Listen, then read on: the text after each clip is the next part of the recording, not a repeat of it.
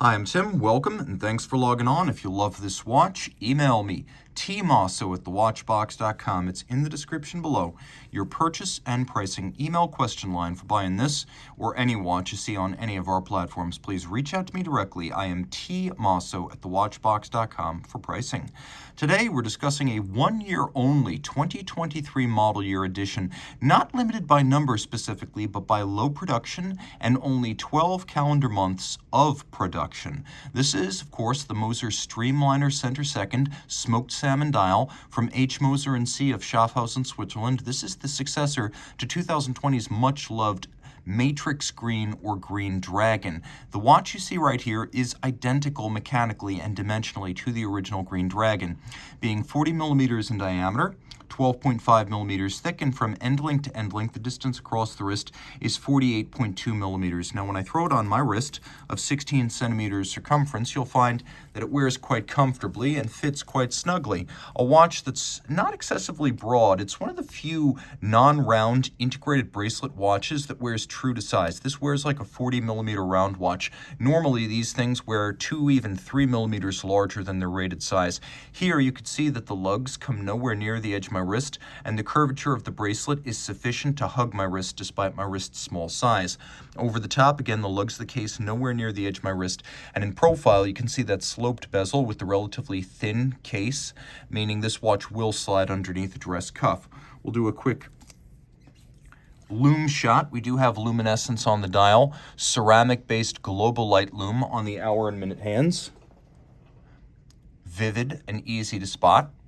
The bracelet, I would say that it's inspired by a couple of different vintage prototypes, the Abel Sport Classic being one, and another being the Omega Speed Sonic Chronograph Lobster Tail bracelet. So you can tell that there are some inspirations here, but this is not like so many brands that simply knock off the Royal Oak or the Nautilus. This feels very much like an homage to the 70s, but in spirit, not in form. There's a lot of references here, right down to the lapping machine radial grain of the bezel, but I don't look at it and say, oh, that's a Nautilus, or that's a Laureato, or that's an Oyster Quartz. This is very much its own thing.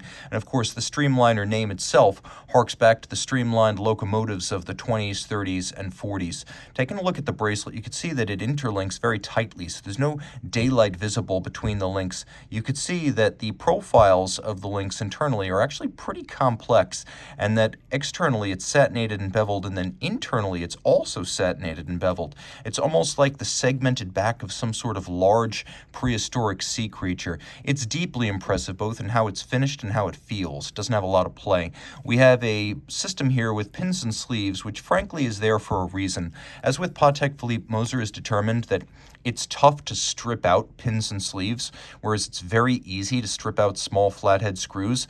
This is there to prevent a screw from getting stripped and stranded inside of a link. Now, the downside, the drawback, is that you will need a block and a punch if you want to size this at home, but you're also a lot less likely to wind up with really expensive damage to your bracelet, as you often see with small screws. And I've seen enough small screws incompetently finished and handled by people in boutiques to know that this actually has its place in the world. Pins and sleeves on an expensive watch. You asked me 5 years ago, I would have said no. Having seen 5 subsequent years of bracelet carnage, I would say yes now. Okay, double folding clasp. You can see it's a non-sequential close. It's got a Moser logo on it. By non-sequential, I mean either side can close first. And then we've got twin trigger release, so it can't pop open accidentally. Taking a look at the inside of the bracelet, you can see gaps between the underside of the links to avoid pinching skin or pulling hair. As with all Moser watches, the case band is slightly recessed, and each one has a unique texture or pattern internally. This one features satin, whereas other Mosers often feature high polish or coining.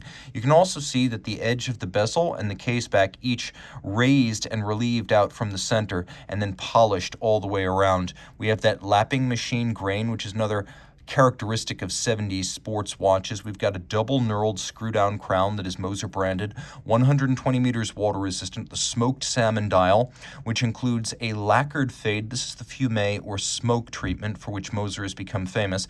They didn't invent gradient dials, but they've certainly been the foremost proponent of them over the last decade.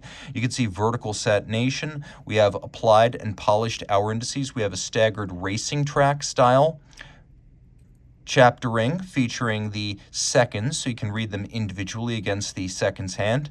And then we have a ghosted clear lacquered Moser logo, which has been phased in over the last 2 model years. They reckon that their design is strong enough that people will know anyway, and frankly, I think Moser is correct. Now, Moser is one of 2 integrated manufacturers in Schaffhausen. The other is the much larger IWC. IWC 120,000 watches a year. Moser more like 3,000 to 5,000. Now, if you pull the crown out, you do have a hacking seconds function and remarkably little dead angle. Almost as soon as you apply pressure to the crown, the minute hand jumps. It's a very precise setting and responsive keyless works and setting system. There's very little play also in the motion works, which sits at center and bears the hands. Now, on the reverse side, the movement, HMC 200, it's an automatic manufacture caliber. It has a bidirectional pawl-based magic lever style winding system, 3 days of power reserve. We have a rotor, which I will get out of the way for a moment. We have a free-sprung balance with a full balance bridge for shock resistance. The balance, the hairspring, and the escapement all made in-house at Moser through its subsidiary Precision Engineering. Moser is one of the few watch brands that can make those sensitive parts. You'll also appreciate that we have a recessed bolt variable inertia aerodynamic balance for both shock resistance and precision of adjustment. The rotor is rose gold and features 3 different types of finish: snailing, media blast, and beveling. And then with 3 days of power reserve, it is wound by a rotor that features ceramic rotor bearings and bidirectional winding action because of the magic lever system, beaten away at 3 hertz or 6 beats per second. And then you see Moser's distinctive double-crested Côte de Genève stripes across the bridges with a machined but handsomely executed bevel, and then interior beveling for all of the jewel sinks, polishing for the screw heads, solarization of the center of the ball bearing, and then satination on the wheels as well as the crown wheel core. If you love this watch, it is 1 year only, and very few like this have arrived on the pre-owned market. Reach out to Team Osso at thewatchbox.com for purchase and pricing details.